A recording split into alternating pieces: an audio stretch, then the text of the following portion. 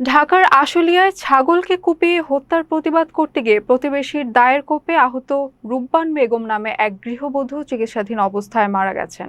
শুক্রবার রাজধানীর জাতীয় পঙ্গু হাসপাতালে তার মৃত্যু হয়। নিহত রূপবান বেগম আশুলিয়ার তাজপুর এলাকার বাসিন্দা ও জয়নাল সরকারের স্ত্রী। স্থানীয়দের অভিযোগ, গত বৃহস্পতিবার সকালে রূপবানের একটি ছাগল প্রতিবেশী আলিয়া সরকারের উঠানে ঘাস খেতে গেলে তিনি ছাগলটিকে কুপিয়ে হত্যা করেন। এ ঘটনার প্রতিবাদ করতে গেলে উভয়ের মধ্যে বাকবিতণ্ডা হয়। এক পর্যায়ে আলিয়া সরকার ধারালো দা দিয়ে রূপবানের পায়ে কোপ দিয়ে পালিয়ে যান। গুরুতর আহত অবস্থায় তাকে হাসপাতালে ভর্তি করা হলে চিকিৎসাধীন অবস্থায় তিনি মারা যান। এ ঘটনায় আলিয়া সরকারকে প্রধান আসামি করে 6 জনের বিরুদ্ধে মামলা হয়েছে।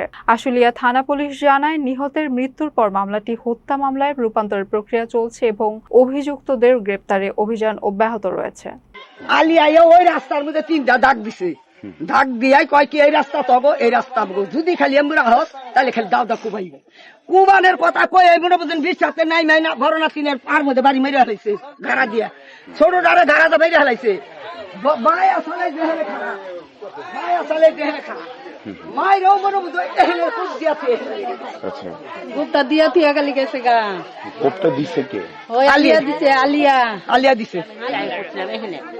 আর অগবাড়ির টিমাইরা মুড়ে অগবাড়ি পাঠাই দিছে। ওই সময় আবার আলিয়া যে পিছন দিয়া দাউলে আছে, এটা আমি দেখিনি। পিছন দিয়া দাউলে এখানে কইতাছে কি রাস্তা তোর বাপের না, রাস্তা তোর বাপের না, এগুলা কইতাছে। তখন আমি এবার পিছন নিয়ে চাইছি, চাইয়া ও হুতি দিয়া দাগ দিতেছে রাস্তায়। ওই হুতির টেনে ওই ঠ্যাঙ্গের মধ্যে খুব মারছে। হ্যাঁ, ওই আলিয়া। আচ্ছা, কাকে খুব মারছে? ওই জয়নালের বউরে। আচ্ছা, পরে পরে আমি আর খুব যে মারছে বউটা, পরে কাইতে পড়ে গেছে মতন কি আমি থাপা দাঁড়িয়ে দইরা। তারপরে আমি খুব যে দিছে এরকম যে ফাঁক হয়ে গেছে, এটা আমি দেখি নাই। পরে যখন ওরা ধরছি গিয়া তখন আমি ফাঁকটা দেখি, খুব ডাক্তার ফাঁক করে ফেলছে, সাদা দেখা যাইতেছে। তখন আমি আড্ডি দেখা যাইতেছে, রক্ত সাদা সাদা দেখা যাইতেছে। তখন ওর মেয়ে আসছিল আমার লগে, ওর মেয়ে দোষে আমিও দোষী, ওর মেয়ের নাদাটাই নাই না। তখন আমি ওটা বানছি। আমার একটা অনুরোধ, আমি জজের 2টা পাও ধরে কই, যার কোন মহিলার যেন মৃত্যু এরকম ভাবে না হয়, কোন সন্তান যেন মা হারা না হয়, কোন পিতা যেন মা বাপ ছাড়া না হয়। এক সন্তানরে দেখার মতো আল্লাহ ছাড়া কেউ রইল না।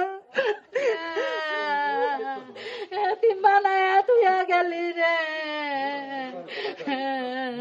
বিচার চাই, চুক্কু বিচার চাই, আর চুক্কু বিচার চাই। আমার মেয়ে বাস্তি গো এতিম বানাইছে, ওর বিচার চাই।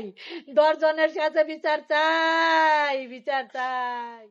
শামীম আহমেদ, জাগরণী টিভি, আশুলিয়া, সাভার, ঢাকা।